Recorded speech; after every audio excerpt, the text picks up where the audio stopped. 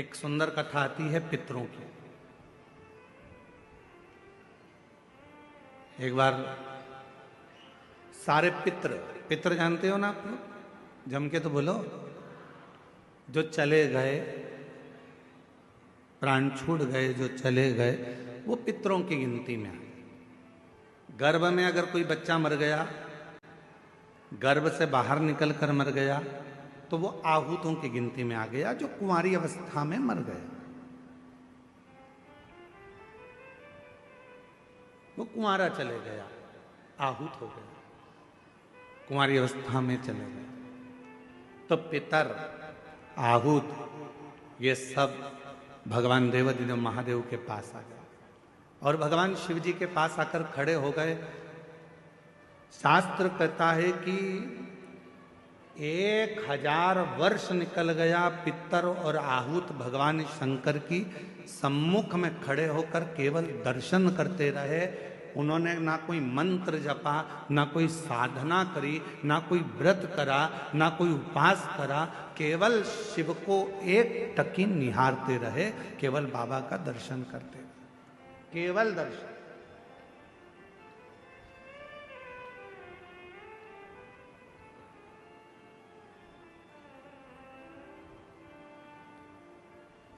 कितना फल है दर्शन का, जरा देखिएगा। 1000 वर्ष तक पितर, आहूत, ये सब शिव जी का दर्शन कर रहे हैं। 1000 वर्ष बोले कुछ नहीं है, ना मंत्र बोला, ना तप करा, ना साधना करी, केवल भगवान का दर्शन किया, खड़े रहे बस भगवान के इंतजार में। भगवान के नेत्र खुलेंगे, बाबा हमको देखेंगे, देखेंगे तब हमें वर देंगे। शिव जी 1000 वर्ष की समाधि में लीन थे और बाबा देवाधिदेव महादेव जब 1000 वर्ष की समाधि में लीन थे, नेत्र खुले नहीं थे। आज बाबा ने 1000 वर्ष की समाधि से अपने नेत्र को खोला और 1000 वर्ष के समाधि पर जैसे ही बाबा के नेत्र खुले तो सबसे पहले पितर और आहूत पर भगवान की दृष्टि गई। भोलेनाथ जी का निगाह गया, बाबा ने देखा,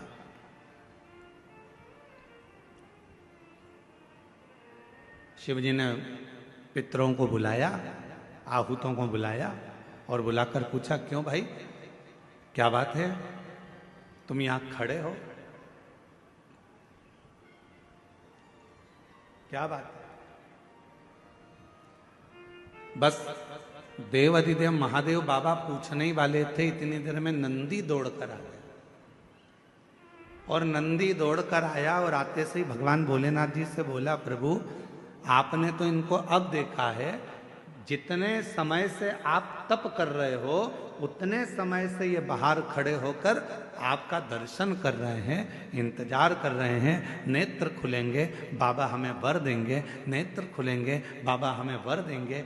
1000 वर्ष इन पितरों को हो गया, 1000 वर्ष इन आहूतों को हो गया, आपका दर्शन कर रहे हैं प्रभु, आप इन्हें वर दे दीजिए। शिव जी ने पितरों से पूछा, तुम क्या चाहते हो, तुम्हें चाहिए क्या? आहूतों से पूछा, तुम्हें क्या चाहिए, तुम बोलो। पितर और आहूत दोनों एक ही बात बोले, प्रभु संसार के लोग श्राद्ध पक्ष में हमको जल देंगे।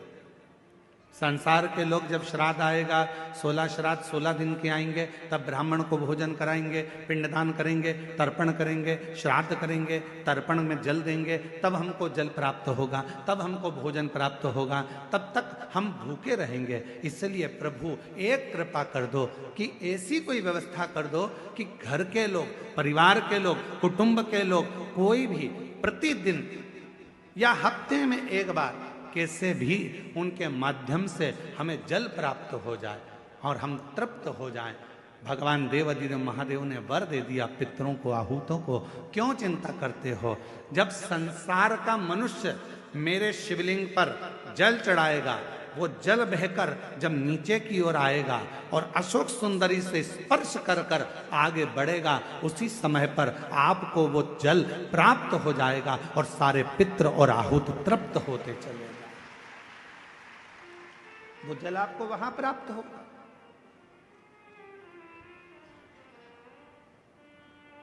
अब कई लोग कहते हैं, गुरुजी हमारे यहां पितृदोष हो गए,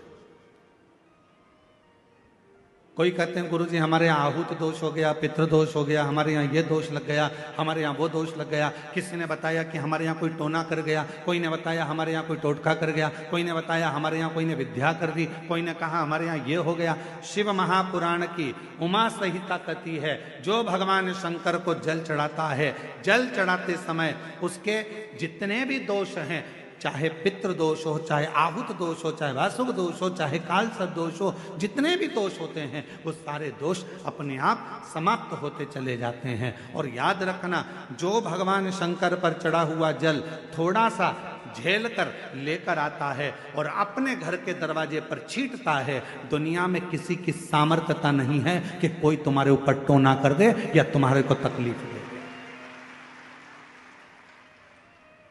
किसी की सामर्थ्यता नहीं।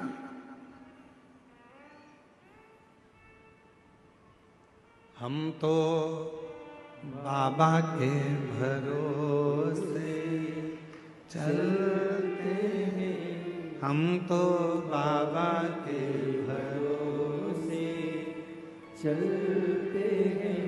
ये दुनिया वाले जलते हैं, ये दुनिया वाले बोलो बोलो जलते हैं। हम तो बाबा के भरोसे चलते हैं, डमरू वाले के भरोसे चलते हैं, काशी वाले के भरोसे चलते हैं, सीहोर वाले के भरोसे चलते हैं, देवघर वाले के भरोसे चलते हैं, डमरू वाले के भरोसे चलते हैं। हम उस पर आश्रित होकर चलें।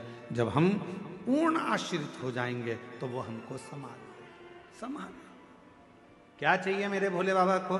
ना तो मेरे भोले बाबा को तुमसे धन चाहिए, ना मेरे भोले बाबा को तुमसे दौलत चाहिए, ना मेरे शंकर भगवान को तुमसे संपदा चाहिए, ना मेरे शंकर भगवान को तुमसे कोई प्रॉपर्टी चाहिए, ना मेरे शंकर भगवान को तुमसे कोई संपदा चाहिए।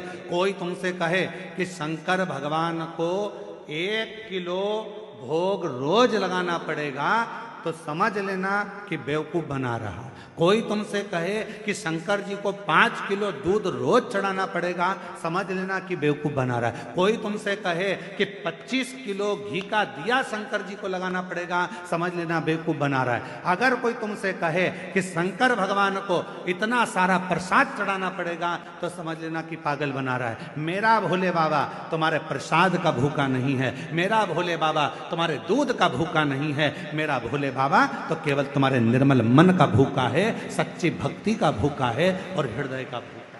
तुम्हारे मन से, तुम भाव से एक चावल का, मात्र एक चावल का दाना यदि शंकर भगवान को समर्पित करते हो, शिव उसको स्वीकार करते हैं। आप 1 लोटा जल शंकर भगवान को समर्पित करते हो, शिव उसको स्वीकार करते हैं। आप 1 चम्मच में से भी आधी चम्मच यदि देसी गाय का, हमारी वेद लक्षणा देसी गाय का यदि दूध आधी चम्मच से भी आधी चम्मच यदि आप शिव को दे रहे हो, शिव स्वीकार कर रहे हैं। फिर आप केमिकल का दूध मत चढ़ाओ, थैली का दूध मत चढ़ाओ, ये इधर उधर से आया हुआ दूध भगवान को मत चढ़ाओ।